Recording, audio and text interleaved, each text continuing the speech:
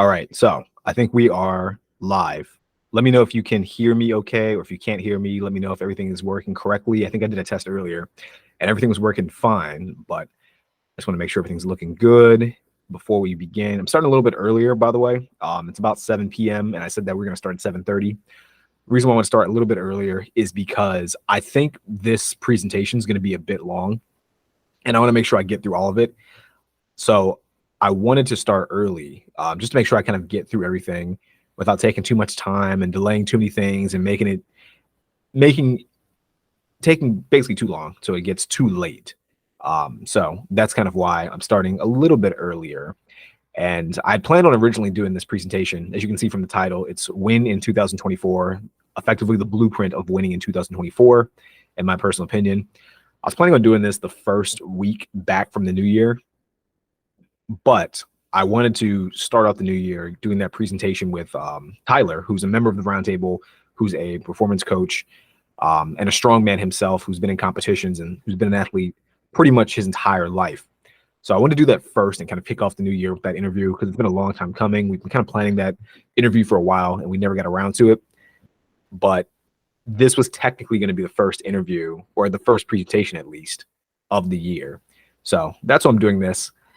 I think many of the concepts I'm going to talk about in this video are some things you're probably familiar with, but there's probably going to be a bunch of things that maybe you aren't super familiar with, or maybe you haven't thought of, or maybe I'm going to present it in a way that you're not super familiar with, or in a way that you've heard before. So hopefully you learn a lot from this presentation. And I'm going to try my best, like I said, to not make it take too long, but I do want to kind of give this topic the time and the attention that I think it needs. Just a full disclaimer, by the way, I think 2024 is going to be a big year. I've been saying for years that I think 2024 is going to be a crazy year. And there's a section in the roundtable where we can kind of talk more openly about certain controversial things. But I think 2024 is going to be one of those years where you're going to start to see new policies get introduced. You're going to start seeing more things like, I might mispronounce or I might misstate the acronym, but I think it's CBCDs, Central Banking Digital Currencies. I don't know if I said the correct letters. You're going to see those get introduced more. Those get pushed, and we've had conversations here in the roundtable about those things. I think you're going to start seeing a little bit more restrictions on travel. That's just a hunch of mine. I'm not saying that it will happen, but I think it'll happen. There's going to be a lot of changes. I certainly think that'll be true. So I think there are going to be a lot of prerequisites and a lot of things you can do on the front end to prepare yourself to deal with anything that might come up, whether it's financial, whether it's health, whether it's with relationships. I think all areas kind of get targeted. All of those three pillars of eudaimonia that I mentioned so much, I think all three are kind of getting targeted actively. I don't think it's an accident. Even things like health, I saw earlier today, and this isn't, I'm going to get to the presentation soon. I just kind of want to bring these things up to kind of preface why I think this topic is so important. I saw earlier that there's something called, I might be getting the name incorrect, but it's like rapid cancers or turbo cancers, I think is what it was.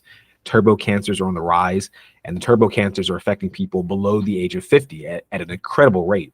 And I saw some videos and some kind of news articles and things like that stating that they estimate about 33% of young people, people under the age of 50, will be affected with these turbo cancers. And I've been seeing weird things about how the turbo cancers are extremely difficult to cure because they attack you at such a rapid rate. I do think that to some degree, even if there were cures or remedies or ways to slow down this process, it won't be cheap. It'll be extremely expensive, probably more expensive than it needs to be, but definitely more expensive. And you should be aware of that. That's health. You should find ways to make your health better on the front end, so that way these turbo cancers don't affect you as much. Things like even finances, I'm sure you're seeing it by now, depending on where you live. If you live in the US, I'm sure you're seeing it with real estate. Real estate prices have just been going up at an insane rate. Even the auto market, which I'm not super familiar with, but I've been hearing from people that the auto market's been insane. Cars are extremely overpriced. Inventory is extremely low. I've been hearing a lot of crazy things.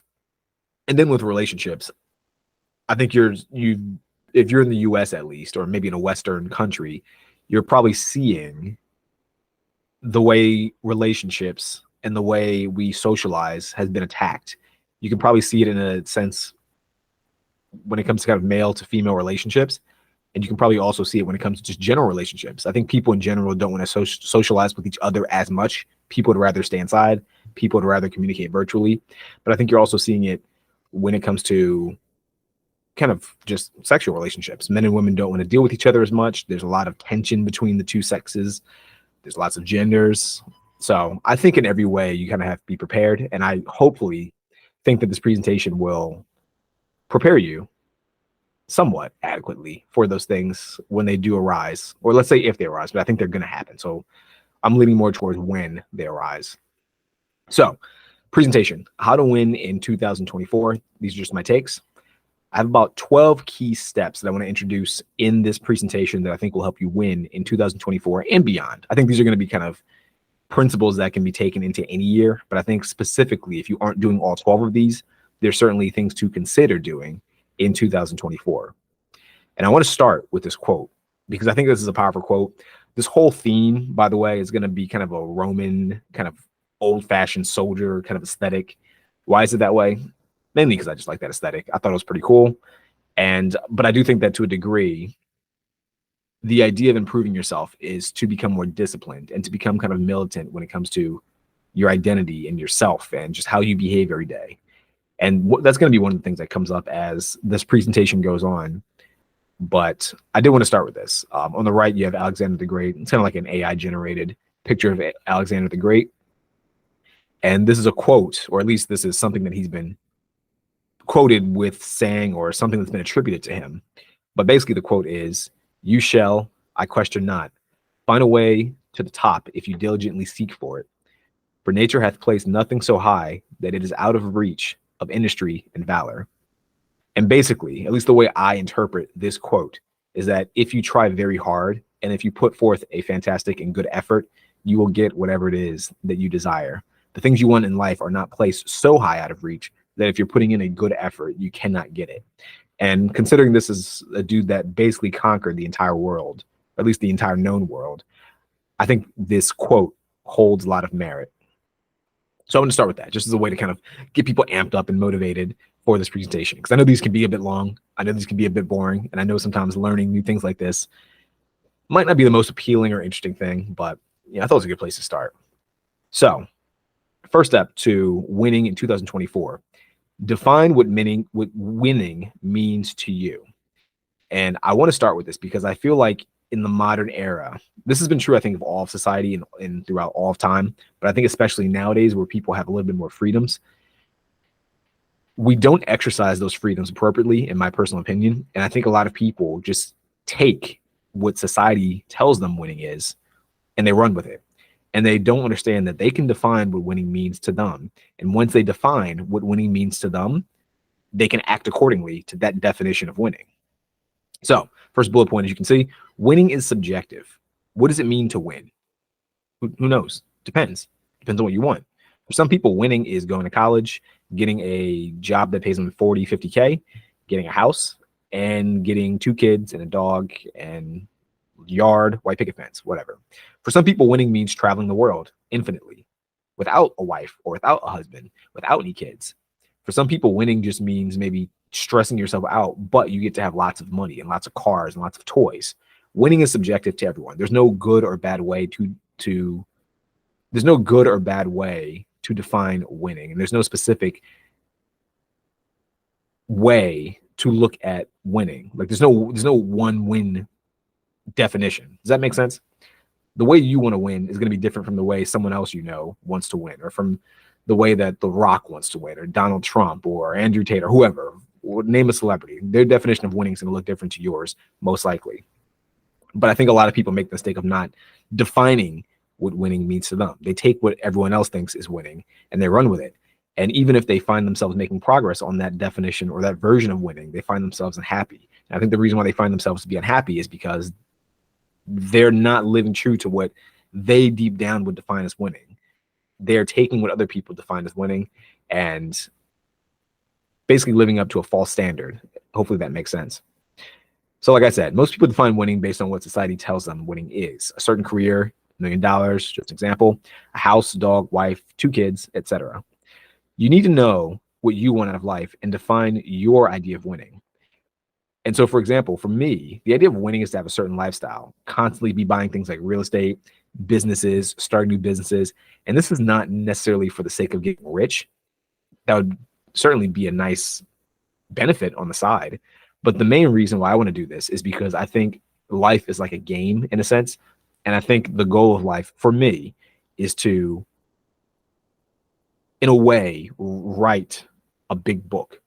Like, I feel like when you die, you want to have written a big book with lots of experiences. You want to have told an interesting story. And so for me, a losing condition would be for me to just repeat the exact same year over and over and over again with nothing changing, no real ups and no real downs, just everything kind of being flat and stagnant. That would be losing. Other things that I would consider winning for me would be to have a high status social circle. I would love the idea of hanging out with people who are famous or celebrities, just because it's something that I think a lot of people can't do and they won't do. So it's more interesting when you pull it off, when you can do it. And I think the way to get there would be interesting as a story, and to also be able to throw memorable parties. I love parties. I feel like parties resonate with people. I like the idea of throwing big parties.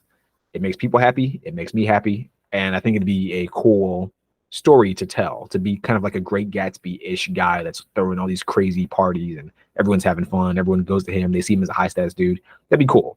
That's my version of winning. You got to figure out what your version of winning is. And I think the reason why this is a good place to start, and you can kind of see it coming up in the next one, but I think goals are extremely important. And if you have kind of win conditions for yourself, it'll help you figure out what your next moves should be. For example, if your win conditions in life are to get the job, get the career, I can't see my camera, get the job, get the career, get the wife, get the house, then, your actions might be go to college and study for law or study to be a doctor or something like that, study to be an engineer. And then from that point, maybe the first girl you meet in college that kind of likes you a little bit, you marry, because that's part of what you were taught is winning. And from there, you might save up with your wife or whatever and buy a house. Not a nice house, not a great house, not an ideal house, not a house in an area you would prefer to have lived in, not an inexpensive house if that's what you have wanted, but you get a house because that's what you were told to do. So the path that the win conditions given to you dictate the actions you take to achieve that win condition. So I think that's why you have to define what winning means, because then the defining what winning means will dictate what goals you have, and the goals you have dictate the actions you take to achieve that goal. And I have a little example down here. If your goal is to be a movie star, taking acting classes and making metrics of success based on the roles you get is just an example. And the reason why I put that, I'll be honest, I've been binging on Arnold Schwarzenegger lately. I read his book Total Recall, and this is going to come up probably a few more times throughout this presentation. But I read his book Total Recall last month in December. It's a really good book, fantastic book, highly recommended. It's probably one of the best books I've ever written or I've ever read. And he talks about pretty much this, defining a win condition. And he was saying that in a lot of people, for him, back in Austria at least, was they get a local job as like a police officer or I think like a farmer or just something like that. By the time they're in their early 20s, marry some random girl, and then that's it. That's life. That's what winning means to them. Or that's what winning should mean to them based on society. And he said that wasn't for him. For him, winning meant being Mr. Olympia, being a bodybuilder, which people didn't do in Austria, apparently.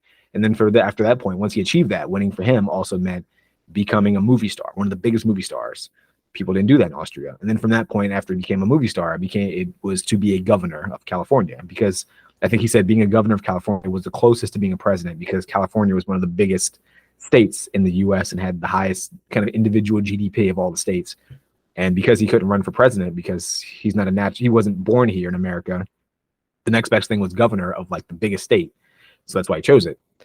So that's just an example. So now to move on, number 2, you need to set clear goals. I always think of goals like a map. You want to know where you're going in life. You want to know where you're achieving. And when it comes to setting these clear goals, the way I like to do it is I try to narrow down 3 major goals based on 3 specific categories. And these are the categories, these are like the pillars of eudaimonia. And so these are health, wealth, and relationships. I like to have one goal, one major goal in each of these 3 areas. In my opinion, the more specific the goal, the better off you are. But I think the key thing to understand is that the purpose of the goal is to push you in a certain direction while understanding that you might not hit the goal. So for example, my health goal, as you can see here, is to get 10% body fat by April 1st. The purpose of the goal is not to always hit the goal. The purpose of the goal is just to push you towards that goal. So if my say my current body fat is like 15%, which I think it is, I think it's like 15-60% body fat. I was coming off of a bulk. If by April 1st, I go from 15% body fat to 13% body fat, I didn't accomplish the goal, but I made progress. And the progress, in my opinion, is what's more important than the actual achieving the goal itself. Does that make sense? Same with wealth. One of my wealth goal is to get $5,000 a month from just my productivity coaching alone, not from all income, just from productivity coaching alone. $5K a month from just that by April 1st. Now, if I get like $1K a month, or say like $4K a month, just from the coaching alone, I didn't accomplish my goal, but I made progress toward the goal. And the progress is what's most important. So that's what I recommend when it comes to setting goals. The more clear they are, the better they are. I think the more it'll propel you towards that goal. It's easier to visualize that goal if you set a very clear goal.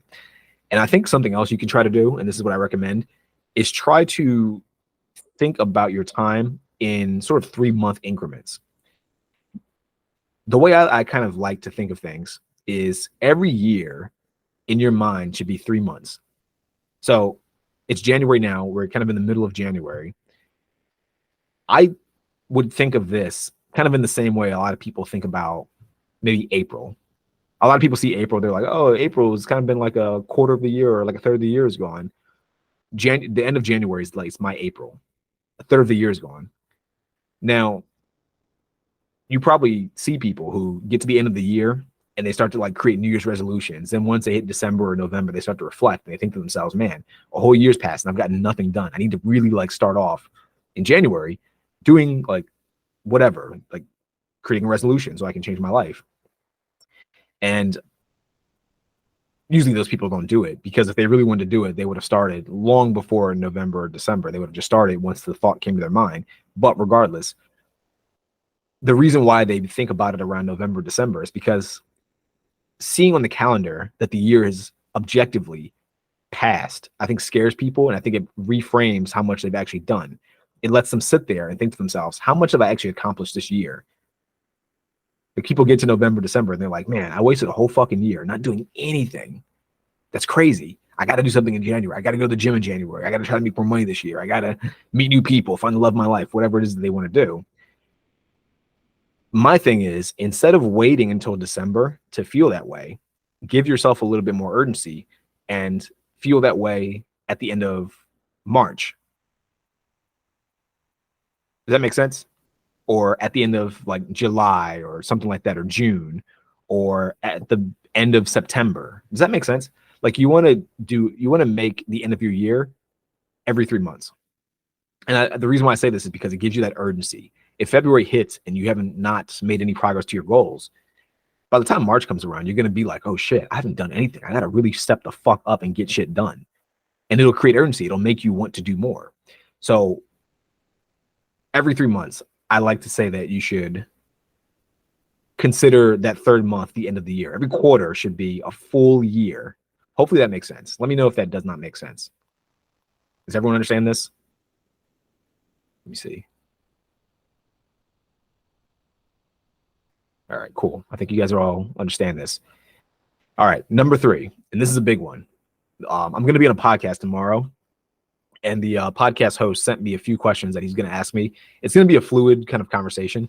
So it's going to be, I think, like 4 questions that he already has planned, but the rest of the conversation is going to be just kind of whatever comes up. And one of the last questions he is going to ask me is, what's kind of a tip that people can apply to their lives to be better leaders? Because it's a podcast about leadership.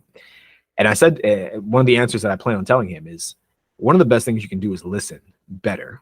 And the reason why I say this is because I think most people don't listen. I know that sounds weird. That might sound crazy. Most people, in my experience, do not listen. A lot of people, what they do is they hear things, but they don't listen to things. And I think listening is a different set of activities and behaviors.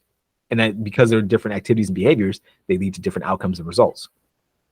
Now, this is kind of my thoughts on listening. Everyone is worth listening to, even if you're learning what not to do. When I was in college, I got kicked out twice. And I worked at this gas station called Snappy's. And a lot of people would come into Snappy's. You had so many people, and it's a lot of older people. It's college students too. But there were a lot of older people that come in. And I think some of the older people, they vibed with me, they bonded with me. And some of them, well, most of them would give me advice. Some of the advice was like obscure, stuff that didn't matter that much. Some of it was good and helped me like not be super broke in college. Kind of a quick example. I don't want to go on a tangent with this, but a quick example. This one guy named Ken would come in and he gave me advice. He would check the trash cans at the gas stations. And I was asking him one day, I was like, why do you check the trash cans in the gas stations? What are you looking for? And he said to me, he checks for lottery tickets. And what he's found is that a lot of people, they come in, they buy like a ton of lottery tickets. And usually there's people who are like habitual lottery ticket scratchers, which I found to be 1000% true. So they come in and they scratch their lottery tickets, but they play the game. And a lot of times because they buy so many tickets, they inevitably like fuck up the game and they don't realize when they've won. And so usually at the bottom of a lottery ticket, there's like a little QR code or there's some kind of like code you can scan on their machines. And it shows you if you won or if you lost. You don't have to play the game. You can just scan the code and you can scratch the code and scan it. And it'll tell you if you've won or lost. And so what he would do is he'd go to gas stations and he'd go into the trash can and he'd pick out the tickets, like all of them. And he would just, if they weren't already scratched, just scan them. Usually they weren't scratched. He would just scan them all. Took him like 5 minutes. And inevitably, just out of the law of pure average, law of large numbers, he would win something. It might be $5 here, it might be $50 here, it might be $100, might be 1,000. You never know. He would do that, and that's what he would do to make some extra cash. And he would come in all the time and do it. And he said, "Dude, try it out one day." Like he's like, "If I'm not here and you see people throw tickets away, go try it in between your not shifts, but in between customers coming in when it's not busy. Go take out some tickets and scratch it, see if you win." So I did that, and lo and behold, money started falling into my lap. Not tons, but you get $50 here, $10 here, $100 here, which is good for a college student, especially because I was broke and because the gas station I was working for paid me like $7.50 an hour. So it was a good way to like help me make some extra cash on the side by just letting other people buy lottery tickets, play the game, not realize that they won, and I would just pick them up and just scan them myself. And of course, I would hide them too. I would hide the tickets. Like I would see people come in, get their tickets, and I would empty the trash. And what I would do is I would just take the trash. I would empty it, of course, like actually do my job, but I would take the tickets out and just put them like next to me and hide them. So that way other people that worked with me didn't catch on to this routine. And so that way the people buying the tickets didn't notice that I was doing that, because of course, if they knew that I was taking the tickets out, they would just put more effort into like scratching the tickets themselves and scanning it. But that's an example of what I mean by when I say listen. And that's a small example. I think listening has more to do with that, but I think it's worthwhile to listen to everyone. The things that they say that they do and the things that they say don't do, all of their mistakes and all of their successes. Listen to everything. And you can also listen kind of in a reverse way, where you see people do things the wrong way, in a way that's not beneficial. And you can sit there and say to yourself, this person did A, B, and C, and they fucked their lives up. Good. Let me not do A, B, and C. And I know that sounds like common sense, but you'd be surprised at how many people don't apply this into their lives. It's like a bear. Like if you were in the woods and you were with your buddy and your buddy thought bears were cute and decided to go over and pet the bear and the bear mauled him to death, hopefully you're smart enough to sit there and realize bears can be dangerous. Let me try not to pet bears like my friend did. Otherwise, I'll end up like him, dead. So this is just an example of listening, but that's a very simple example. I think when it comes to listening too, you want to listen to people and listen to the things they talk about. Listen. When I say listen to, it's an active endeavor. It's not just about hearing things, because most people hear. People hear what the words other people say, but I think listening involves hearing what they say, interpreting it based on who they are as an individual, because two people can say the exact same thing but have different they can have different meanings behind the things they say. Does that make sense? Like one person can say I'm going to the store, and they can say that and mean it very literally. They're literally going to the store. But you might know a buddy of yours, and whenever he says I'm going to the store, maybe he's going to the bar, but he doesn't want to be overt about it. So he says like, yeah, where are you going, Johnny? I'm just gonna go to the store for a little bit, for a couple hours. Gonna go to the store. Cool, gotcha. That's listening. He said one thing, but because of the person saying it, and because you understand him well enough, you can extrapolate on what he said and interpret it different. And then, of course, I think the other part of listening is reading people's body language. It's kind of like if you talk to girls, for example, if you have a girlfriend, you might say to your girlfriend, "Are you okay today? How do you feel?" And she's got her arms crossed. She hasn't been saying anything the entire day, even though she's usually pretty talkative. And she says, "I'm fine. I'm good. Nothing's wrong. Nothing's wrong. No, I'm good. Oh, okay." Sometimes girls talk like that. "Are you okay, babe?" Yeah, I'm good. I'm good. No, nothing's wrong. Nothing. Even though she hasn't said a word all day, or she's acting like shifty. Okay, if you're listening, something is wrong. She's not comfortable telling you for whatever reason, but something is wrong. And that's for you to figure out how to get her to open up. And it might not be easy. I'm not saying these things are easy, but I'm just saying when I say listening has underlying actions and things you need to consider. One thing when I say listen carefully, because the carefully part's also something to be considered.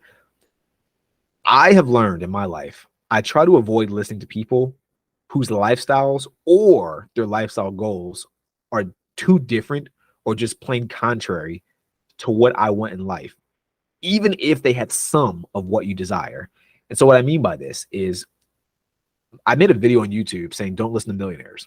And the reason why I said this is because a lot of times you'll see a millionaire online who does not live that great of a lifestyle, and they'll give you advice on how to make $1 million. And people will say, the thought process people have, and this is not a bad thought process. It makes sense logically, but I don't think it works out practically. They'll think to themselves, because this person's rich, I should listen to him to get rich. And it's like, okay, yes, to a degree, that could be true. But if you're going to take their advice, you have to take into consideration the way they live their current lives. Because someone might say, the way I got rich is because I worked for 80 hours a week. I never had a girlfriend. I stayed inside. I never went to parties, never went to bars. And I just worked and grinded every single day in, day out. Okay, cool. If you do that, you're going to end up like that person or something similar to that person. If that's what you want, then go ahead and do it. If that's not what you want, then don't do it. I'll see millionaires like good example is like Tai Lopez, or not Tai Lopez. Tai Lopez is an example too, but like Gary Vaynerchuk. Gary Vaynerchuk's thing was always like hustle, grind your face off, abandon your 20s, don't go out, don't do this, don't do A, B, and C. And if that worked for him and he's happy, that's totally cool. But I can see tons of issues with taking that advice exactly the way he presents it. If you want to end up like Gary Vee, then do what Gary Vee says exactly. But there are also other millionaires. I heard of this one guy. I forget the company he founded. I think it was Hims, the underwear company. I think that's the underwear company, Hims. And these guys knew him. And they were saying like when he was building Hims, he didn't listen to any of that advice. The advice of just like grind your face off and do all that stuff. They said he worked for about 4 hours a day. They said there were some days, of course, where he worked harder than others. But for the most part, he worked about 4 hours a day, 5-6 hours a day. He wasn't grinding his face off. He went out to parties. He had a girlfriend. He still did the fun things you do in your 20s, so to speak. And I think you can understand what I mean by that. And he's still a multimillionaire with a big company that's very reputable and very popular. He did the exact opposite of what Gary Vee said, but it worked for him. Then you got people like, say, Alex Hormozi. He might say, do A, B, and C. Okay, it might work for him. Cool. He also had things about his life that maybe you can't replicate. Maybe Layla was a big factor in him getting rich, or at least as rich as he currently is. Do you have a Layla? Okay, if not, then you can't really do exactly what he says. If you do, okay, cool. You can probably do exactly what he says. Another one I have up here, Graham Stephan. Graham Stephan, from what I understand, started becoming, he was a real estate agent when he was, I think, in his early 20s, like maybe 18 or 19. And from what I recall, he said he would just sit open houses. And eventually this one guy who was wealthy came in, let him sell his house. The house is worth millions.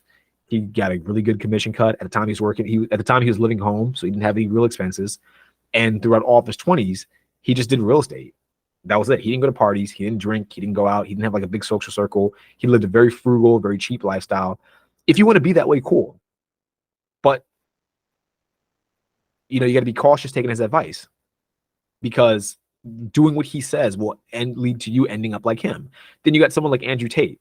also a multimillionaire, probably more rich than Graham Stephan, probably richer than a lot of these guys, or at least a lot of the millionaires that give advice. He didn't do any of this stuff. He was a kickboxer. Actually, there's a lot more that he did that he never talks about.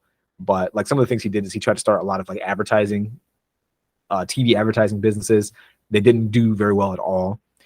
He struggled a lot with money. Eventually started webcam, got a bunch of girls, him and his brother, then got rich that way. Cool. If you want to get rich the way he got rich, listen to him. Can you pull off getting the girls the way he did? Can you live with the risk of maybe one day living his circumstances, which is he got recently sent to prison in Romania for a while, for like pretty much a whole year, I think, or something like that. Do you want that? No? Okay, then don't listen to all of his advice. Listen to some of it. Or don't listen to any of it. Depends. You have to really sit there and think to yourself, what do you want out of your life? And again, that goes to the very first thing I said. You have to define what winning means to you. You have to have a clear vision, and you have to set certain goals accordingly. You can't just listen to anyone that just has money. There's some people that might not have that much money, but might live a lifestyle that you're interested in, a lifestyle that you might find fascinating. There's a dude on YouTube, this guy named Arlen Moore. I recommend checking him out. He's pretty cool. He's got some interesting insights. He kind of lives a pretty, I'm not gonna say it's a low-key lifestyle, but it's not an over-the-top like Andrew Tate driving a Bugatti lifestyle, if that makes sense. He's still rich. I think he is a millionaire, but I think he usually says if you want to live a lifestyle like his, you can probably do it on about 10K a month. Okay, 10K a month. Does that sound like something you'd want to do? Does living that lifestyle seem like it'd be interesting to you? Okay, listen to him. If not, then listen to Graham Stephan and, stay inside your entire 20s. And then when you're 30, get married and still do the exact same thing. Stay frugal, live a not poor lifestyle, but Graham Stephan can live this overly, in my opinion, an overly cheap and overly frugal lifestyle. I think in a podcast he did recently, he was interviewing like the Oppenheimer twins. I think that's their name. They have a big real estate firm in California. They are the ones who have the firm on I forget what it's called. It's a Netflix show with a bunch of girls, all these female real estate agents. I forget what it's called, but he owns that firm or that brokerage. And Graham was saying that he doesn't buy new clothes because they're the same size and because they like to live more extravagant lifestyles. Again, millionaires who did things different than Graham, but still got the same result, which is still being rich. They would buy clothes and they don't think about money the same way Graham does. And whenever they didn't want to wear the clothes, they'd give it to Graham because they're about the same size. So Graham says, I don't buy luxury stuff, or I don't buy like super nice clothing. I wait until they're done and then I get like the hand-me-downs. And he's okay with it. Cool. If you're okay with living like that, listen to Graham Stephan. If you'd rather not live like that and live like the Oppenheimer twins or Oppenheimer, whatever their names is, listen to them. Or if you want to live like Andrew Tate, listen to him. If you want to live like Gary Vee, listen to them. But the point that I'm trying to make, I know I'm harping on this point for a long time, but the point that I want to make is that you got to be cautious of who you take advice from. And you have to really consider if the person you're taking advice from is on the same path or a similar path as you, or if they already have gone through that path. That's the key thing to think about. Now, I've talked about listening, being an active listener. A lot of people, in my personal opinion, they hear, like I said, but what they do is they listen with the sake of responding. They have something in mind they want to say. And when someone's saying something to them, they're not really filtering in things based on how the person they're speaking to intends for it to mean. Hopefully that makes, I know it's probably a weird sentence, but I kind of talked about that earlier when it comes to interpretations. Someone might say a sentence one way, but they mean it a different way. If you're hearing, just respond. You're not going to get the nuances of what they're saying, which means you're not listening to what they're saying. And this is one thing down here, kind of the second to last bullet point that I think is super key to keep in mind. In my personal opinion and in my personal experience, sometimes it's best to just keep quiet and let people talk. Like, you don't always have to be someone who's saying stuff. You don't always have to participate in every conversation. Sometimes it's best to just shut the fuck up and let people talk. Now, I bring this up because I think when I used to do pickup, this was a fantastic tactic that I used and that pickup artists in general would use. And a lot of communication experts will actually say this is a fantastic way to build rapport with people. And it doesn't seem like it because you're not the one talking. But again, most people talk just to hear themselves talk. I know it sounds bad, but it's the truth. A lot of people just want to say stuff. They want to feel heard. So if by you just sitting there and listening and not responding, you come off as someone who is an effective listener, when in reality, you haven't said anything. You're not saying much to them, but just being present and not interjecting actively listening, being mindful of what's said. And then when you do say something in response, taking your time to respond, that is the skill set. That is what true listening is. And that's the way people you build rapport. I bring up the pickup thing because one of the things that a pickup artist would say is that if you go on a date with a girl, you should be doing 20% of the talking and let her do 80% of the talking. You should be listening pretty much the entire time. And you don't need to disclose every little detail about yourself, which is the opposite of what most guys do. Most guys get on a date and they talk about all their accomplishments that the girl doesn't care about. They talk about how cool of a guy they are, which the girl doesn't care about. They talk about the cars they have or the house they might have, or they do real estate, all that stuff. Quick tangent. I don't want, my bad for all these tangents, but I think this is an interesting story to kind of illustrate this point. One time I was out at a bar with some buddies of mine, this was a few years ago, and my one friend, for whatever reason, we went out and he invited all these dudes, which is a big no-no. If you're going to go out and try to like talk to girls, don't invite like 20 dudes. At best, have 3 guys total, tops. Really, it should just be 2, but 3 is like the top number. And I remember one of his buddies, I had just met him, was so upset because all these dudes were just hanging around us, and it wasn't interesting. They were just talking about like sports and just like garbage, but they wanted to talk to girls, and none of them like had the confidence to talk to girls. And so I told the one guy, I was like, look, if you're trying to talk to girls, I told him, I was like, back in the day I used to do like pickup. I don't mind. I don't like it, but I don't mind approaching girls and open them up to a conversation. And then you can swoop in and try to like talk to them and get the girl's number and just do whatever you want afterwards. And he was like, okay, cool. If you're going to set it up, bet, let's do it. And I was like, okay, cool. So we go to this bar. There's like 2 girls sitting there by themselves.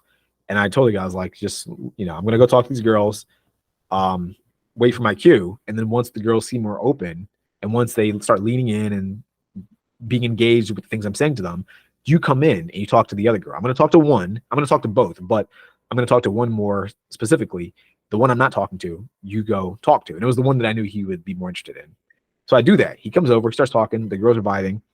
My other buddy, the one that invited us all out to start with, who invited also 50 dudes, comes over, dominates the conversation, not in a good way. He starts just talking about himself. Yeah, I do engineering. The girls have this glazed look on their face. Yeah, I am in real estate. I own about 2 houses for it right now, but I'm trying to get more properties. And he starts talking about like the cash flow and all the stuff and his goals in life. The girls don't give a fuck. They literally don't care. You can see on their face. They're kind of like leaning away. They're kind of like turning a little bit, but because of the way he's facing them, he won't kind of let them leave. It's super awkward, and it leads to them eventually kind of doing the whole, well, it was nice talking to you. I got to go. Bye. And they eventually leave. You don't want to be that guy. And the issue is that he talked about himself way too much when he really shouldn't have been in that conversation because it was 2 girls and there are already 2 guys over there. He should have just found some other girls to talk to. But beyond that, he should have just shut the fuck up if he did come over and not said anything and just listened to what the girls wanted to say because the girls wanted to talk about themselves, which is fine. So don't do that. Don't be the kind of person that doesn't listen. I have a bullet point too. I was going to tell a different story about, I learned something similar. I used to live in Japan briefly, and there was a certain I kind of learned something similar when I was at Japan. Briefly, we were at the school called Budo University, and we were watching a spar. And I remember like the people sparring were like super high. It was kind of like Aikido and Judo, and they were really high level. Like, I don't know the system. I don't think they have like a black belt per se in Aikido and Judo, but they were like top level, like black belt or top level practitioners.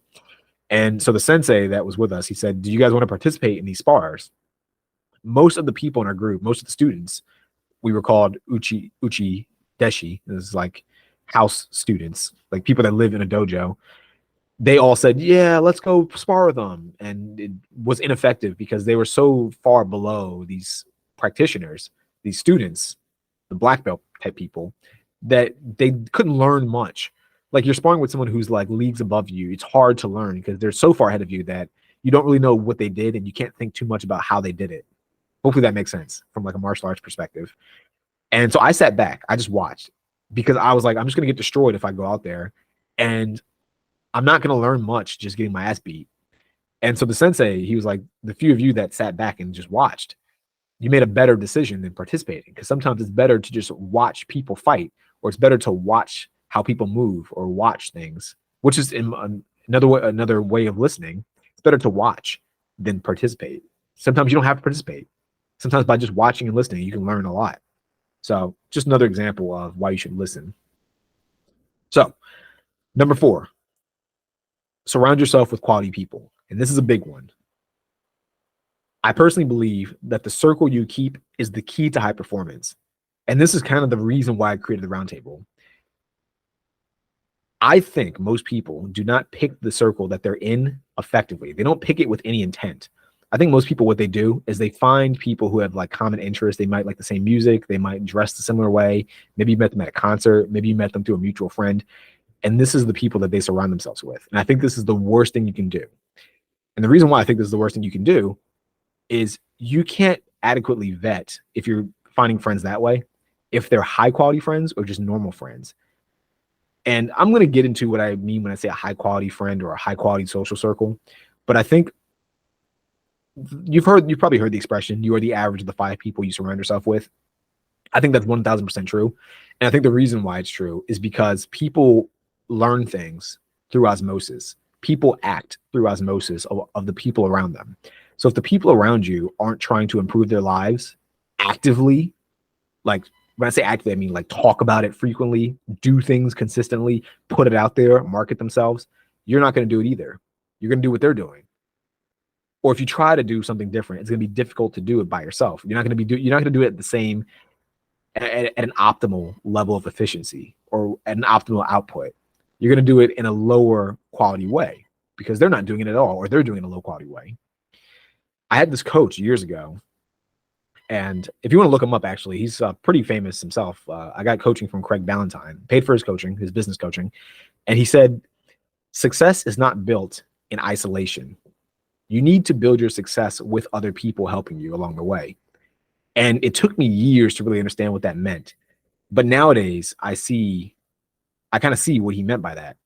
You can't build success solely by just trying to stay in your room. Even Grant Cardone, I think, has done podcasts where he said a lot of dudes nowadays, they try to build stuff online. So they just stay in their rooms and they never go out. They never meet people. They never experience things. And he was saying you could make money that way, but you can't be successful that way. In the grand scheme of life, you can't be that successful if you don't actually try to interact with other people and get allies to join your cause or, help you out with whatever it is you're doing. And I just found it to be so true. And I would say, even if you're the kind of dude that's watched like Andrew Tate, every podcast he does, every time he talks, he always talks about how important his circle is. He talks about it from a lot of different aspects. Like business is one thing, but also when it comes to just being competitive, when it comes to fitness, he says if his circle's not in shape, it's harder for him to stay in shape. And if the circle is always trying to compete, stay in shape, it's easier for him to be motivated to go to the gym and stay in shape. He talks about it with just like things like fighting. If you're out at a bar and you got dudes with you that can't fight or won't fight, you're kind of fucked, because if a fight goes down, they're going to jump you and your friends are going to like just let you die. He exaggerates things and he takes like the highest degree, of course, but the point that he's making is still sound. You need good people around you who have your best interest in mind. Now, I've created a kind of a litmus test for myself over the years, and I look for certain things. And I'm going to say this right now. When you start to apply this litmus test, you're going to find that a lot of people might find you a bit off-putting or distant. I know even for me, sometimes we'll try to go out like me and my girlfriend, or I'll try to meet new people. And I think sometimes for some people, the objective is just to meet people, like anybody. My objective is to meet certain people. And the people I want to meet are so rare that you'll end up not really clicking with most people, just because it's like, I'm looking for people who want to live a high quality life, who are actively trying to live a high quality life, who have goals, who have ambitions, who have all the stuff, who try to stay in shape. Most people aren't even in shape. Most people can't even cross one thing off the list, let alone like 10. So they're hard to find. The more things you look for in people, the harder it is to find. It's kind of like when you hear girls talk about they want this high quality guy that's like 6'3", makes 6 figures, has a huge dick, 6-pack abs, all stuff. The more things you stack on, the harder it is to find those things. The more scarce the trait, the harder it is to find someone that has those scarce traits. Does that make sense? So this is kind of my litmus test when I'm looking for people to kind of be in my circle. Number one, and this is not in any particular order, this is just 6 things. Number one, do they know your goals? If you're hanging around with people that don't know what you want out of life, why are you hanging around with them? Because they're not helping you get what you want by default. Like if you hang around with friends and they don't know anything about you, like as far as your ambitions or goals, how exactly are they helping you get to where you want to go? Does that make sense? Like if your goal is to say make like $10,000 a month and they don't know you want to do that, how could they be helping you? They're clearly not doing anything to help you get to that goal, at least not intentionally, because they don't know what you want. And I think part of this is you have to tell people what you want, but you have to also be around people that want to know what you want. You have to be around people that aren't selfish, pretty much, is kind of the point of that first bullet. Second thing, do they support your goals unprompted? Most people I've met in my life, even if they know my goals, have very little interest in actively supporting them. Even when you've asked them to support it, they won't support it. And I think the idea of supporting goals, people think it needs to be complicated. It doesn't need to be complicated. For example, if you're a business owner, supporting your friend's goal could just be putting a testimonial up or leaving a good review on their business website. If you don't know what to do, you can just ask, what can I do? I don't have any money to spend, but what can I do that's free that can support you? One of the reasons why I have a girlfriend, one of the reasons why I like my girlfriend so much is because she'll just do things unprompted that benefit me. And to me, that's a super high quality trait because I find that most girls, most people in general, but especially when it comes to like girls nowadays, they don't do that at all. They won't ever do anything that genuinely benefits you and your goals. They'll do things that benefit themselves, or they'll just do nothing at all that ever benefits you. And they think that they're the reason, they think that they're the prize. So they think that them and themselves are the thing that's benefiting you when it's not. They're not actually doing things that help you. This is true. This needs to be true of your friends as well. So sometimes what she does is if she'll see like an opportunity, she might tag me in it. It's helping. It's helping. It's making me more aware of something I wouldn't have otherwise seen. Or I think for my birthday, she sent one of my books out to like all these different like publications to get reviews, and the reviews would be ranked higher. That's fantastic. Most people would not do that ever. Even her taking the time to consider doing that or think about a way to help is in itself beneficial, because sometimes people just don't know what to do, and that's fine. But the point that I'm making is that your friends, your close group of people should support your goals unprompted. They should be looking for ways to help you out. I'm always on the lookout for ways to help my friends. One of my buddies started a clothing company.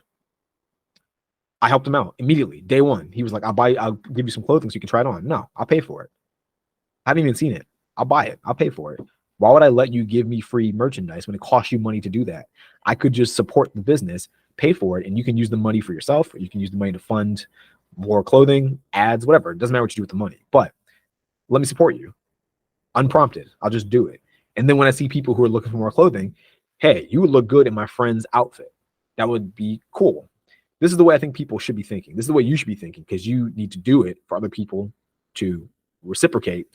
But you also need to be on the lookout for people that do the same thing. Now, I've had friends who openly, and it creates kind of I'm going to get to this soon, but I've had friends where I've said to them, would you support your friend's business? And they would say, I only support the friend's business if I get a discount. So it's not really supporting the friend's business. It's you getting something in exchange. Really, you're getting more from them, because if you get a discount, they're losing money. I would say if you start seeing people that have that mindset, they're probably not the best people to surround yourself with, at least not all the time. They're not going to help you get to where you want to go in life, in my personal opinion, because they're more interested in themselves winning than you winning. When in reality, the people around you should mutually want everyone to win at the same time. Hopefully that makes sense. Number 3, do they applaud your wins? I've had so many friends where you even get a small win and you look at their face and there's nothing. There's no smile. There's no happiness. They don't want you to win. If your friends don't applaud your wins, if they don't want you to win, if they're not trying to help you win, then they're really just sabotaging you. They don't want you to, like, why would you be around people that don't want you to win? What can they do for you? How can they benefit you? All relationships by default are an exchange of value. And I think that's people. I brought that up in the program I have called the Better Life Blueprint. It's a strange concept that people don't think about. All relationships by default are a exchange of value. If you have friends that are funny, you're exchanging value with them. You think they're funny, and maybe they find you funny, or they find you entertaining in some way. If you have boys that you hang out with to play video games, you're exchanging value with them, or they're exchanging value with you in the form of video game entertainment. If you have friends that help you talk about business, you're exchanging value. You're talking about ideas. Maybe they help you with your business. Maybe they buy things from you. Maybe they have a skill set that benefits you. Same with girls. If you hang out with certain girls, chances are you might not have a lot in common with them, because I feel like a lot of dudes lie and claim to have stuff in common with girls when in reality they don't. But there's an exchange of value. Maybe you feel better by being around them. Maybe you get a bit of status by being around them. Maybe you think that by being around them, it'll lead to things like sex. It's a potential exchange of value. Regardless, All relationships, no matter what they are an exchange of value. And you need to sit there and think to yourself, if I'm not getting much value from this, why am I in this relationship? I think people really need to sit there and think about that point. And most people do not think that way. And it saddens me because it's important to think about. It's like you're wasting time otherwise. Number 4, do they give you energy instead of taking away your energy? There are energy vampires. There are people out there that just take energy from you selfishly. They talk to you about things that you don't care about that are not important to you. They ask you to do things that you don't care about that are not important to you. They expect things of you that are not important to you, that do not benefit you. They're taking things from you, but they're not giving anything. Again, they're not exchanging value. Exchanging means that something is going in two different directions. It's flowing. When you go to a store and exchange money, you're giving your money in exchange for a product or for a service. Something needs to be reciprocated. You need to give something and someone else needs to give something back. That's what an exchange is. If they're just taking energy and not giving energy back to you, or if they're just putting their problems on you and not taking problems off you, it's not an exchange. They're not giving you anything. There's no value being received. Therefore, you should not hang out with them. That is my personal opinion. Number 5, are they constantly adapting and growing, or are they stuck in their ways? This is something I've seen tons of times in different areas, but one of the reasons why I put this on the list is specifically this came up with girls. I've met so many males who don't adapt when it comes to girls. And I'm not saying that every dude you hang out with needs to be like perfect with girls or good with girls, but I think that mindset of not being able to adapt to certain things leads to them not being able to adapt to everything. Another example, I had a friend recently, we were talking, and he said he gets nervous about the real estate market because he's a real estate investor. And he says, we were talking, he said, he's afraid that if prices get too high, it'll price him out of the market and he won't be able to invest and he won't be able to accomplish his overall goals. I don't like that mindset because to me, it means you're not adapting. You only know one way of buying a house, which is maybe all cash. And if the cost of a house gets too high to the point where you can't save up enough cash to just buy it outright, you're out of the game. Okay, adapt. Learn how to use mortgages. Learn how to use maybe firms that allow you to do like a hard money loan or something like that. Learn to pull money together and raise capital to buy a property. And I'm not trying to make this into a real estate talk, but the point that I'm making is that he wasn't being adaptable. He was stuck in one way of doing something. Same thing with the business. If you have a business, say like a gym, oh, my gym's not performing well. Okay, well, what can we do to fix this? You could try doing online training. Nah, I don't like doing online. Okay, so you're not adaptable. You could try doing group classes at your gym. Maybe that'll be profitable. Nah, I don't like group classes. Okay, well then fucking fail then. Okay? Because you don't want to adapt. You don't want to grow. You don't want to change. People like that will drag you down because they don't want to change. So don't be around those people and avoid those people. Number 6, are your conversations primarily productive, or are they about low value things like sports, arguing about politics, trying to hook up with girls, or sometimes dudes brag about girls they hooked up with, no one cares, or negative attitudes towards themselves or at the expense of others? I know it's a big chunk, but basically, are the things people talk about valuable in any way? I think there's a saying, it's something along the lines of small minds talk about people, medium-sized minds or something talk about events, big minds talk about ideas. And for the most part, I found that saying to be more or less true. I used to have a social circle of people, and most of the conversations just always ended up being about somebody, and not in a good way. It's not like talking about someone in a positive way or talking about something that someone's doing where you could learn from it. That's different. They would just talk shit about people. Oh, that person's fat. Oh, that person's ugly. You see how fat that person is? You see how stupid that person is? Oh, that person's so stupid. Man, I can't believe that guy's so stupid. And that'd be the conversation for like an hour. And eventually it's like, why the fuck are we talking about this? Who cares about how fat that person is? Who cares about how stupid that person is? Their stupidity or their obesity does not benefit me in any way. It does not benefit me or hurt me. They can do whatever they want. Why are we talking about this? Let's talk about something productive. Nah, let's talk about her being fat. Let's talk about him being stupid. Well, then we can't hang out. Why are we hanging out? What are we talking about? There's nothing going on here. We're not talking about anything productive. Avoid those people. And I know some people say, oh, well, it's fun to talk shit. It's fun to bullshit. It can be fun at times. I'm not saying that in moderation that's bad, but I'm saying if most of your conversations end up always leading to that, or if you find that all of your conversations are those types of conversations, you might need to reassess your circle. Moving on, number 5. I know that was very long. Bear with me, guys. Like I said, this is why I started early, because I knew this was going to be a long conversation. Number 5, define your ideal physique. Now, I put this as number 5. Personally, you can kind of see it here. Health is wealth. Health is true wealth. There's a good saying, a healthy man wants 1,000 things, a sick man wants one.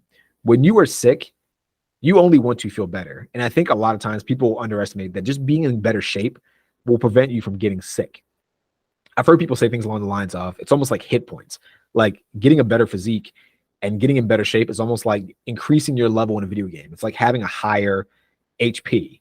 Like if you play Pokemon, for example, when your Pokemon starts out, they're like level 5. They have like no HP. One hit will just take them out, or like 3 hits from like a basic level 5 Pokemon knocks them out.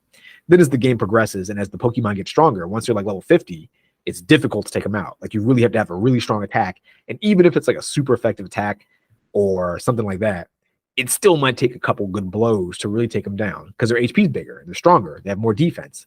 They've been building themselves up as Pokemon. Same applies to you as a human.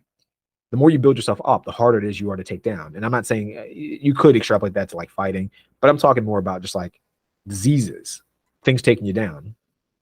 This is going to sound controversial, but look at COVID. During COVID, the people that were affected the most were the people that already had comorbidities and the people that were overweight and obese. Now, if you didn't have a comorbidity, which you probably got from being unhealthy to start with, and if you were in shape, which is completely in your control, you had a less likely chance of getting, I won't say getting COVID, because I think obviously you can still catch a virus, but dying from COVID is the big thing. Like I had COVID like 5 times, and I felt sick for about 3 days each time. You just feel lazy for me. Like it sucks because you just kind of get bored and lazy and you can't like do anything. But it wasn't that bad. I've been sicker before. I've had many viruses that were way worse. You get over them in like a week, a couple of days, live your life. Who cares? I didn't die. I certainly wasn't close to death. I didn't have trouble breathing. I wasn't nearly in a situation where I was on the edge of living, on the edge of life. You have to build yourself up. You have to be in shape.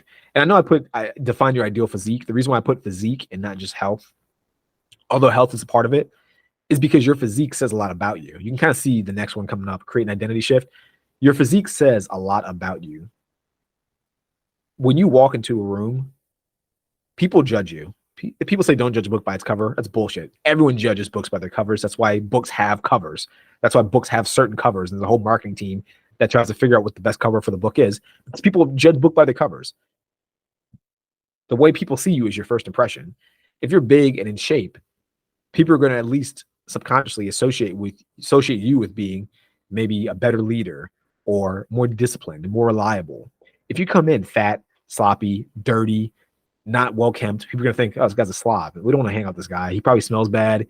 He probably, isn't pleasant to be around. They're going to just associate negative things with you if you look negative, and they're going to associate positive things with you if you look more positive, regardless of if those things are true. You can be in great shape and be a slob. Maybe just in one area of your life, working out, you take that seriously, but in every other area, you fail. Doesn't matter. First impression is a lasting impression. And I think the thing to think about in 2024 and beyond is you really need to take more consideration into walking into a room and appearing in a way that is beneficial and ideal for yourself. You want to create lasting impressions and first impressions instantly that are in your best interest. And you can extrapolate this to like stuff online. You need to have good branding. But in the grand scheme of things, when you first meet people, you have to have, in my opinion, a good physique. I definitely judge people who don't have a good physique, especially when people make money. If I see people who have money and they're out of shape, I'm like, how the fuck are you out of shape? You can easily just hire a trainer. You can easily eat better. If you are broke or poor and you don't look great, I'll give you a slight pass. Because like, yeah, you kind of need money to be in good shape. You kind of have to know what you're doing to get in good shape without injury. Fair enough. If you have money, there's no excuse. So that's my thing. Define your ideal physique. How you look dictates how you act. I bring this point. I have a point on here. My friend reached out, told me he was depressed. A buddy of mine texted me a while back, and he said, I'm going through some things. And I was like, what are you going through? He's like, I don't want to talk too much about it, but I'm depressed.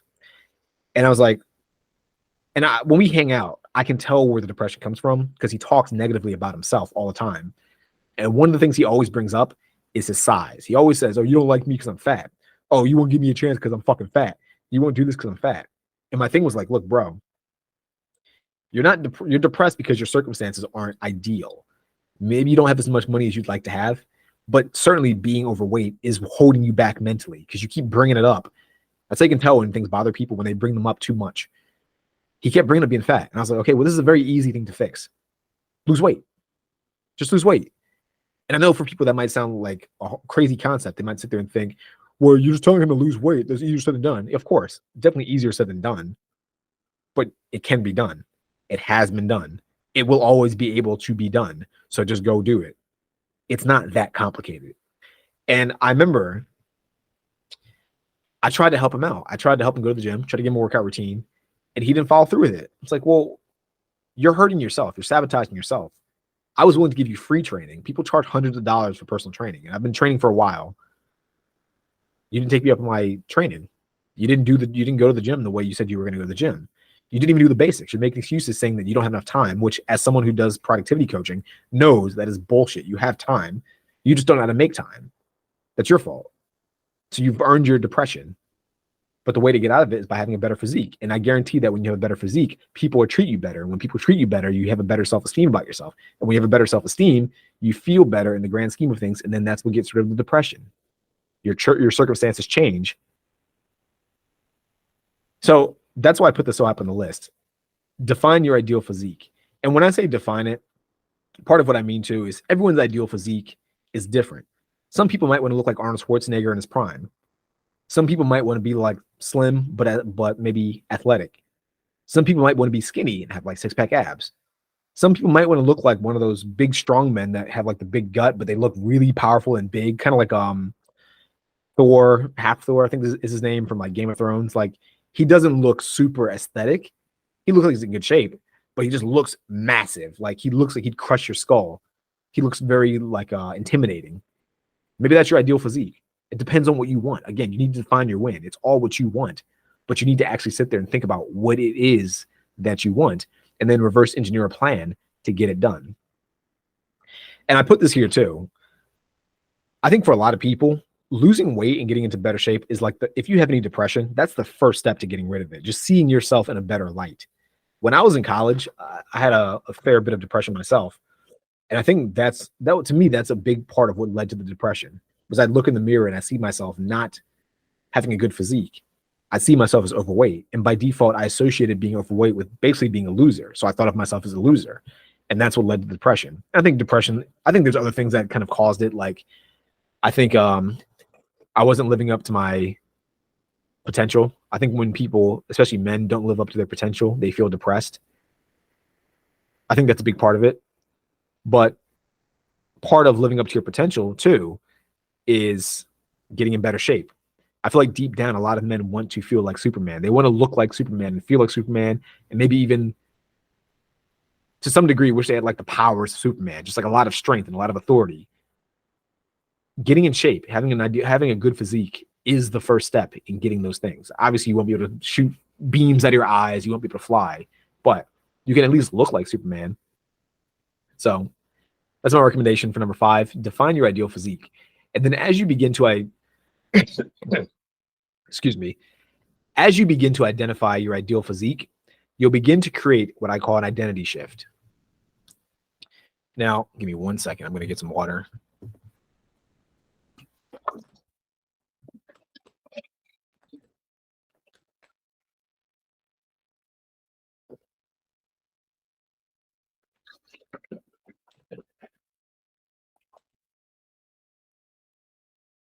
Now, as you can see, the first bullet I put is your identity matters.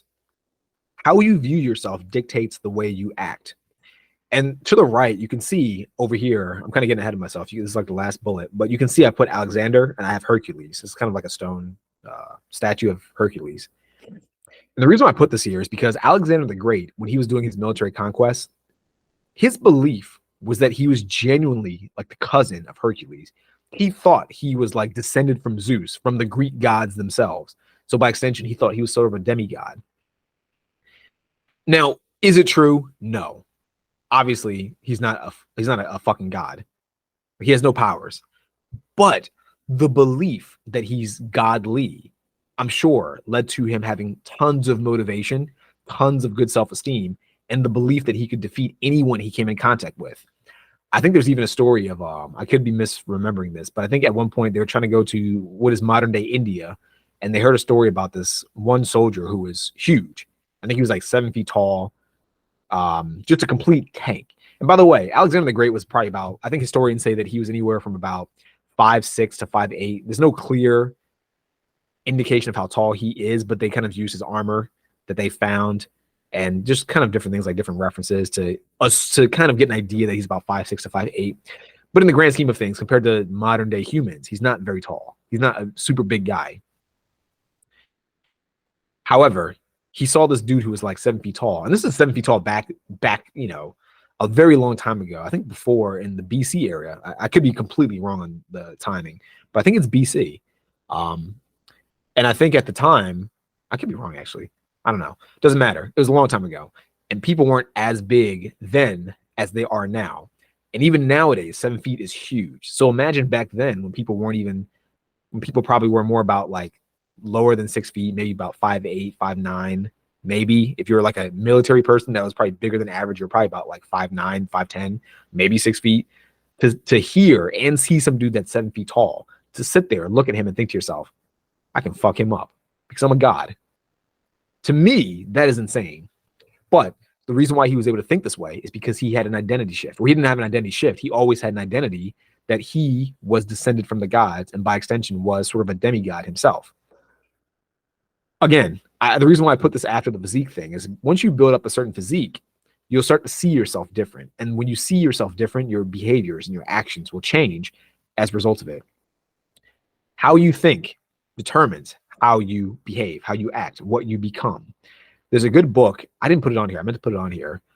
It's called Psycho-Cybernetics. And I've done another roundtable meetup where I've talked about this. If you go to the resources section, I'm sure you can find it. Or if you want to reach out to me, I can send you a link to the video. But there's this book called Psycho-Cybernetics. And I don't want to get too deep into the book, but basically the whole book is this surgeon would do plastic surgery and people would still see themselves as they were before the surgery, despite objectively changing features on their body. They would physically change themselves objectively, like they would actually do it, and yet they would see themselves the way they were before.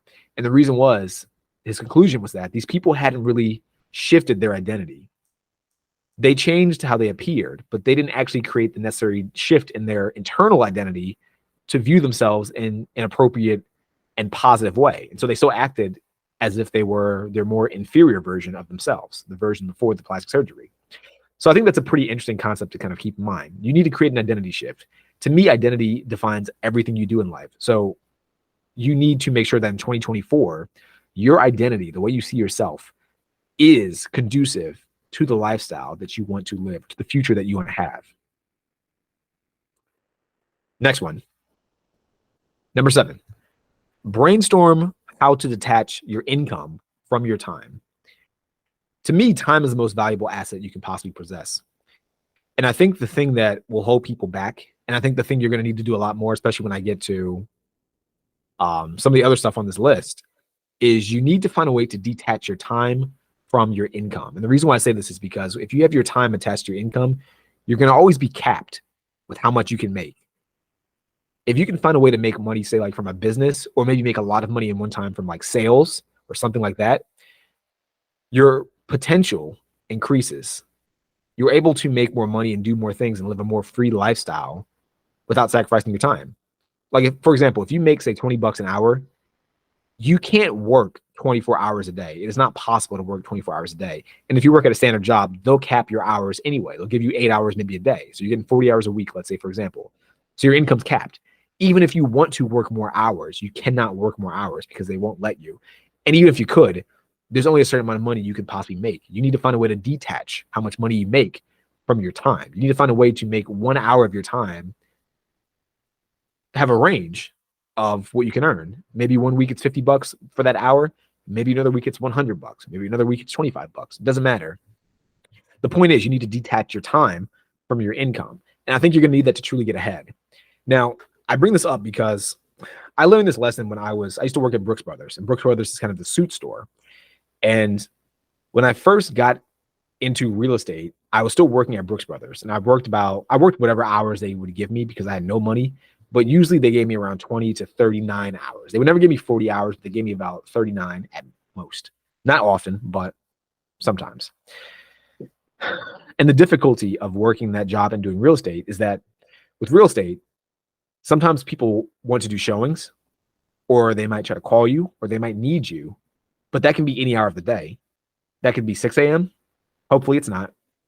And I try my best not to answer if it was 6 a.m. because I think that's unreasonable.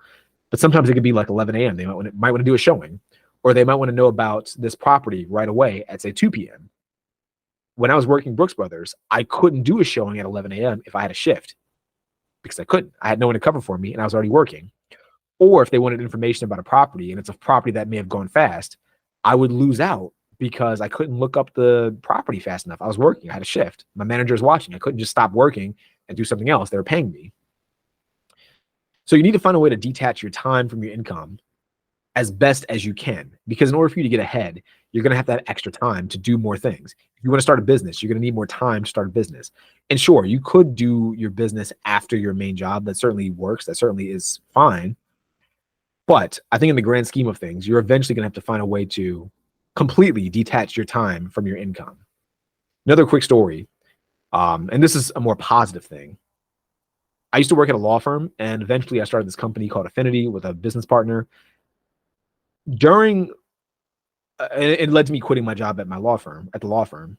When I was doing Affinity, I no longer had my time attached to my income. We were making money regardless of, I shouldn't say regardless, but it wasn't like a direct output. It wasn't as if we worked 1 hour and we got $25 or $50 or $10, whatever.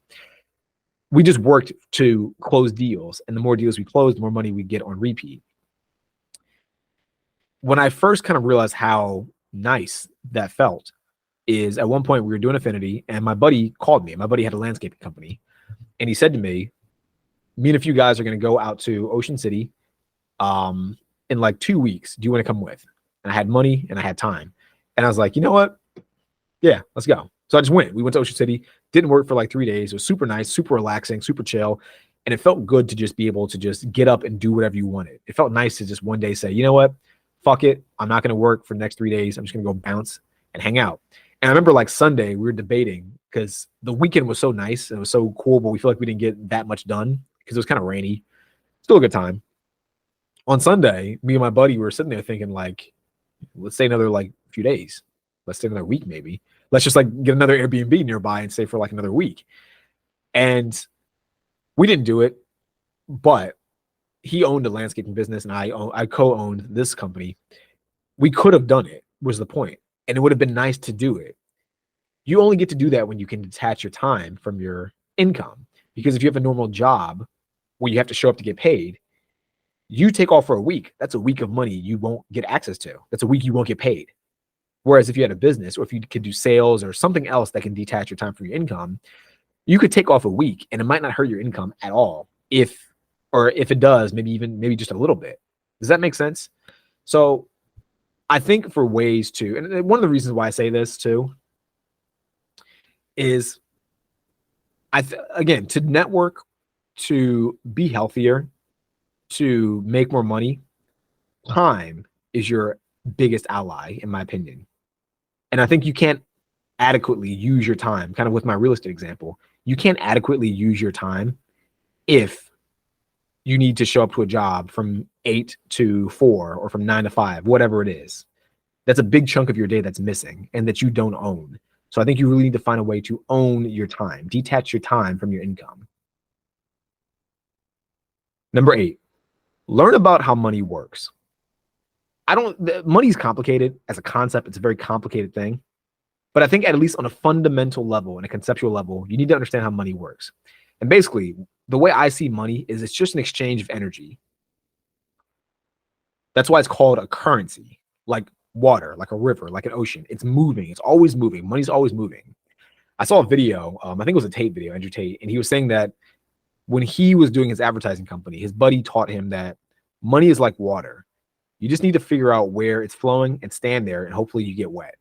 And I think that's a good statement. I think that's a pretty interesting concept. Now, I have other ways that I think about money.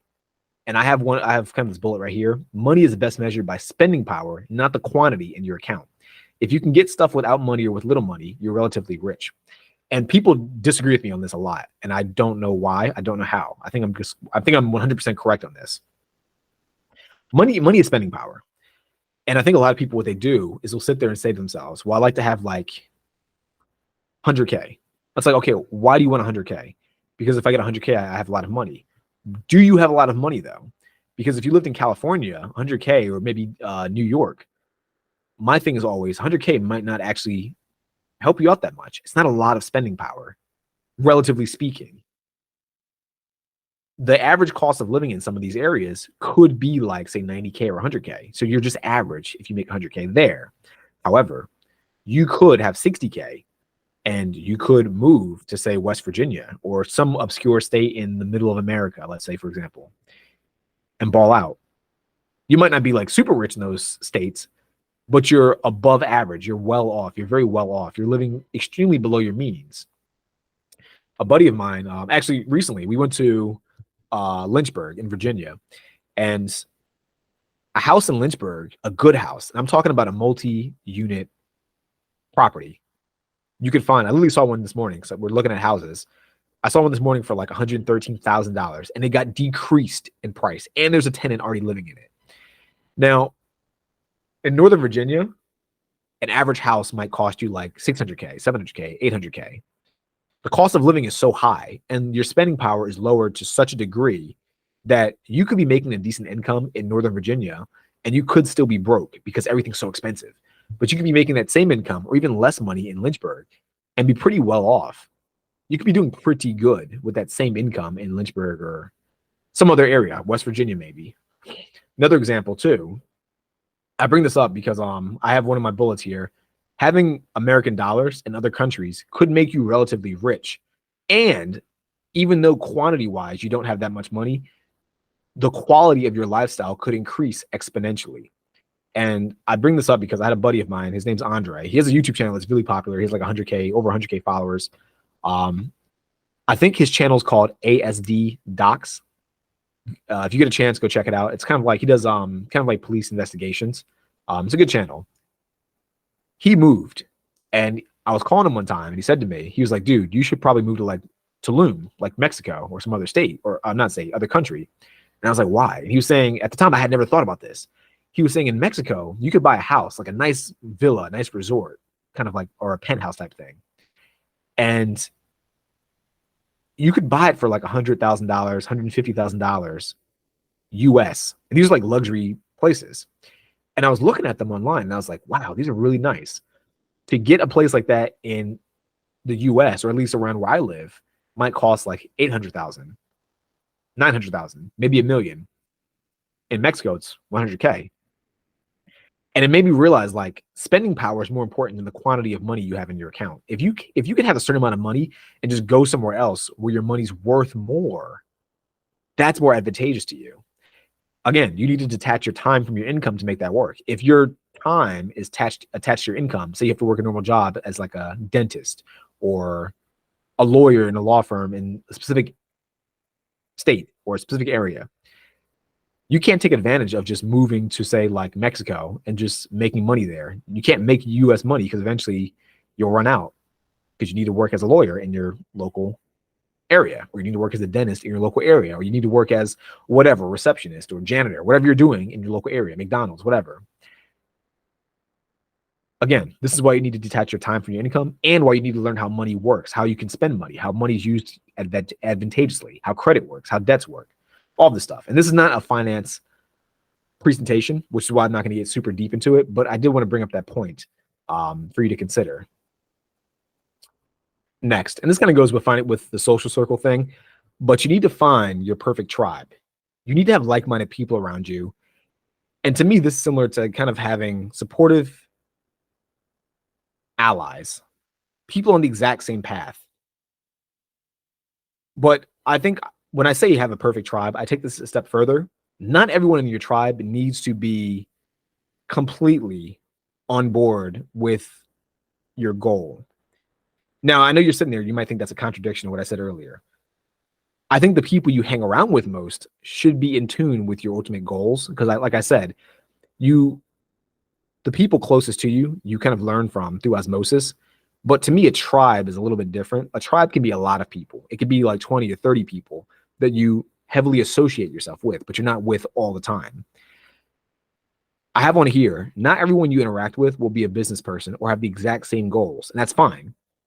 Doesn't mean you can't have a relationship with them, and it doesn't mean that that relationship can't be mutually beneficial. For example, I know guys that I will not discuss business with, or I will not discuss my goals in that aspect with, but they're very fun to party with. They're fun to hang out with. They're fun to go out and drink with. I'm not saying do that all the time, and I'm not saying I would do that all the time, but I'm saying if you're ever in a mood where you want to go out, you want to party, those are the people you want to party with. The business people might not be the best people to party with. Same with like lifting, for example. You probably know some people who lift significantly all the time. They're the best people to lift with, but they might not be the best people to have a good conversation with. Or they might not be the best people to watch a movie with or play video games with. Does that make sense? You have to find your perfect tribe. You have to find people in your group that have the traits that help you create the best lifestyle for yourself.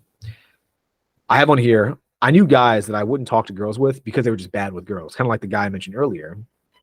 But if we were talking about real estate or goals, they would totally be the best people to talk about those things with. Another example, and she's not part of my tribe, but I bring this up because you have to kind of sit there and really understand people, what motivates them, what they care about the most, and then tailor your conversations to those people. I have my mom on here. My mom doesn't really talk about business stuff. I don't think she cares that much when it comes to like long-term goals. I don't think she cares about it the way I care about it. And I've learned over the years to not bring those things up with her, to not talk about those things, because the conversation won't really go anywhere.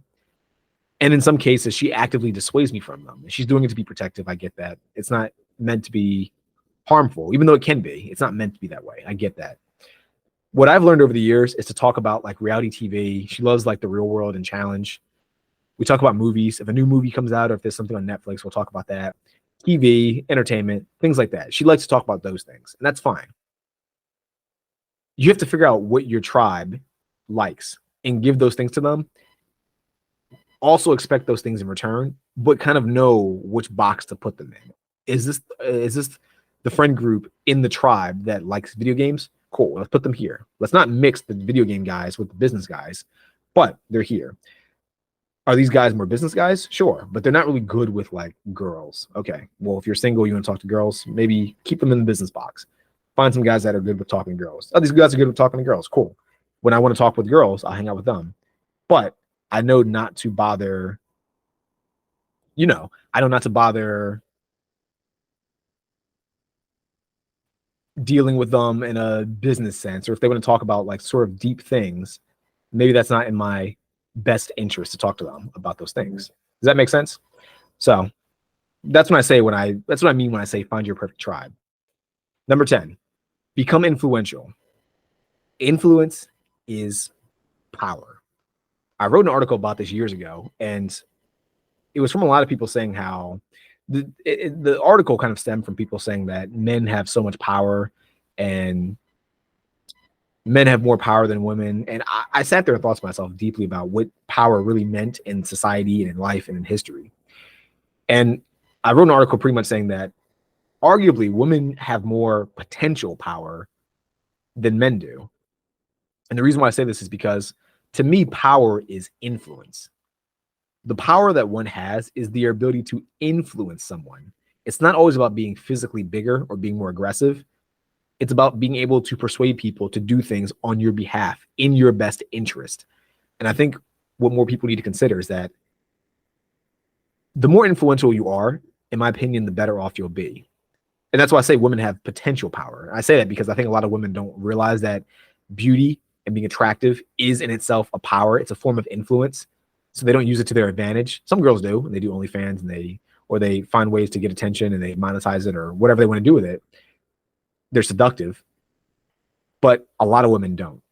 And the same applies with men. Men could theoretically try to be more persuasive or more influential, but they don't do it. They don't sell themselves enough, or they don't sell ideas enough, so they don't get the things that they want. Think about like conquerors or leaders throughout all of history. They're not always the biggest people. Some are. Some are the most large individuals, or some are the most aggressive or combat ready individuals.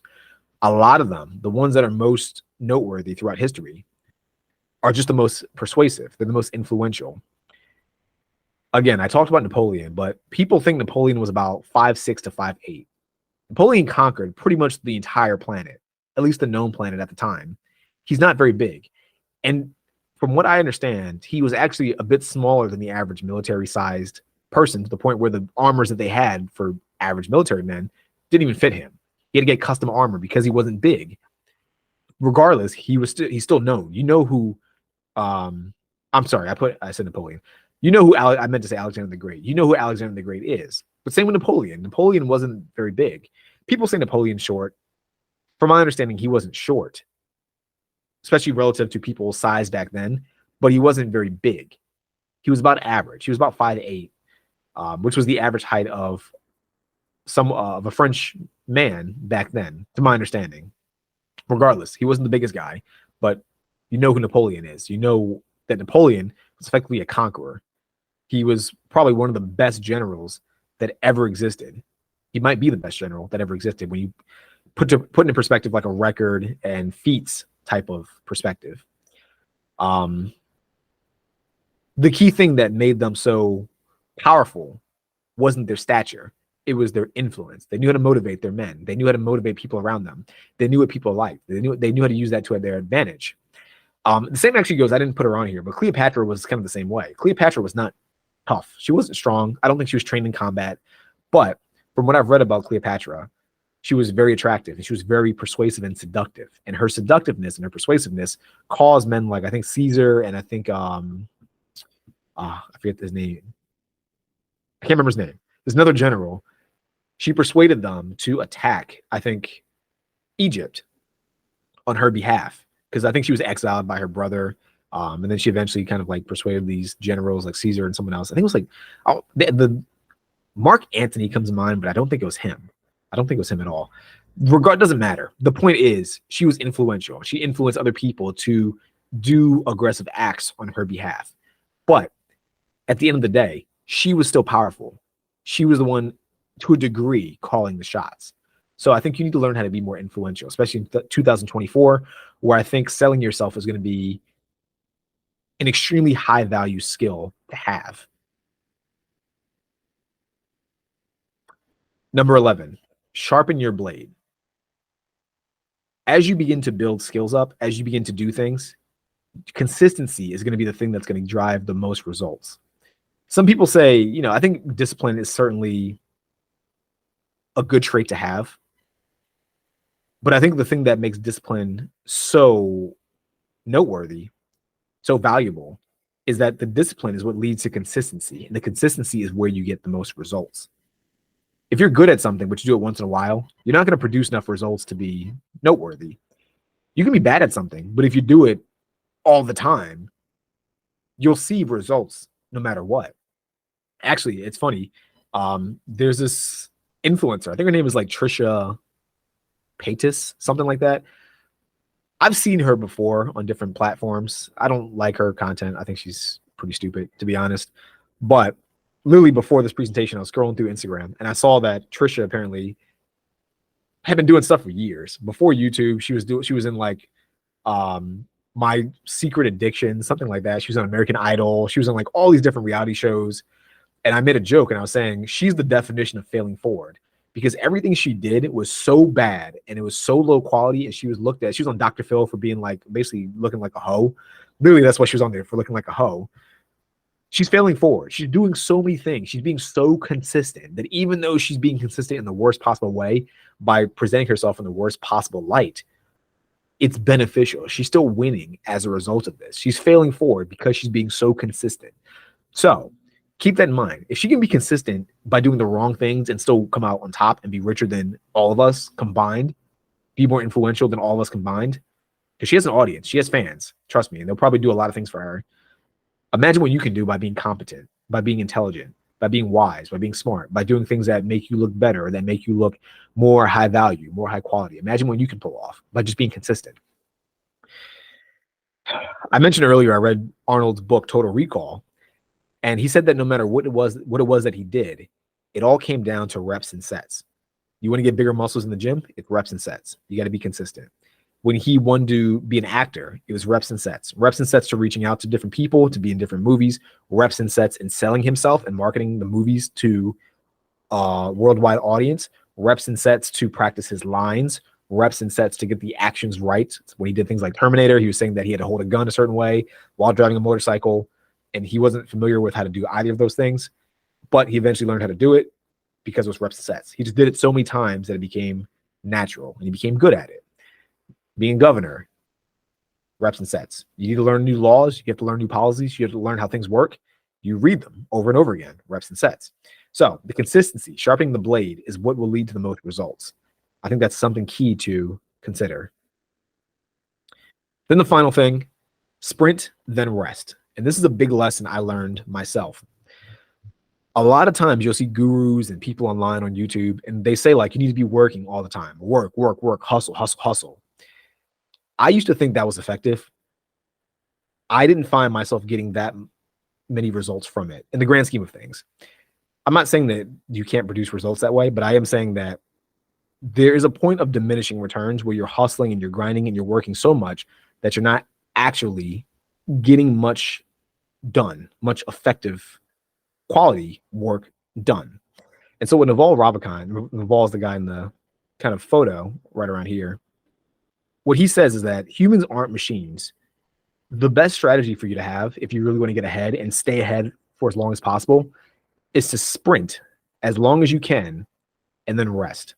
And then while you're resting, you're reassessing everything you've done up until that point. And then once you're recovered, sorry about that. And then once you're recovered, you can sprint again. He said that's the most efficient thing for people to do if they want to get ahead. And I found that to be more true. And I think the idea of sprinting and resting, you're going to have to experiment with what that means to you. For some people, a sprint might be heavy output for 4 hours a day, then rest for the rest of the day. Then 4 hours of output the next day, then rest. 4 hours of output the next day, then rest. Me personally, what I like to do is, for me to sprint means I just do as much as I can for as long as I can, usually about a week or two. It's kind of how long I can sprint, so to speak. And then eventually I start to feel like a little bit of a crash, a little bit of like a mild burnout, not like a significant burnout that's like depressing or super bad. I can probably still work if I wanted to, but you feel those diminishing returns. You feel like the output's not that great. And then from that point, I stop. And usually I'll play like a video game, watch a movie, relax for a few days, party, go out drinking, socialize, get some energy from other people. And then by the time I get that energy back, by the time I get that rest period, I can sprint again for another 2 or 3 weeks. And then I repeat the process. And I found that's helped me the most. And the reason why I say this is because in the past, if I tried to sprint longer than necessary, not only did my output decrease, but I also got super burnt out. And it was like a burnout that really like affects you for a long period of time, where you don't want to work for like a week or a month. And then that becomes a long period of time where not only are you're not even getting low output, you're getting no output. You're not doing anything at all because you're so burnt out. You don't feel like doing anything. Like it just hurts your head to try, which isn't productive. That's not good to do. You want to play a long game. You want to be, it's like a race. Like they say it's a marathon, not a sprint. And I think that's kind of true. But in this case, you are sprinting, but you're sprinting for short bursts and then stopping and then sprinting and then stopping. Kind of like it's not really, I mean, I guess a marathon, they just kind of jog the entire time. But you get the point that I'm trying to make. So that's kind of the last thing that I wanted to leave you with. Hopefully this video made sense. Hopefully it was informative. Hopefully it was beneficial. If you were in the community, like I said, every time we do one of these meetups, this will be available to you in the free lessons tab. By the way, check out that tab. There's guides there. There's books there. There's other courses from other creators that I've personally purchased with my own money to put in there for you guys to have free access to. So don't sleep on the free lessons section. It's basically like a library that I'm trying to build up, but with like high quality content for you for free, essentially. So don't skip out on it. check out the video if you want to kind of go back and take notes or review any of these concepts. It'll be in here. And the final thing, hope you enjoyed the episode. That's about it. If you have any questions for me, this is the time to ask those questions. All right. So let me check the chat. I know I've been going on for a while, but let me check the chat and see if anyone has any questions for me. If anyone has anything to say, move this out of the way. All right, cool. So let me take a few of these questions. Let me start with this one.